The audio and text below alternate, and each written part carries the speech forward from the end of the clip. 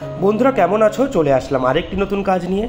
আজকে আমি তোমাদের সাথে শেয়ার করে দেখাবো একটি আফ্রিকান লেডি।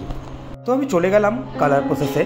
দেখো, কালার করার জন্য কিন্তু আমি স্কিন টোন হিসাবে কিন্তু পিঙ্ক, একটু স্কিন কালার এবং ব্রাউন এবং বানসিনা এবং ক্রোমিওলোডি এই সমস্ত কালারগুলোকে কিন্তু ব্যবহার করছি।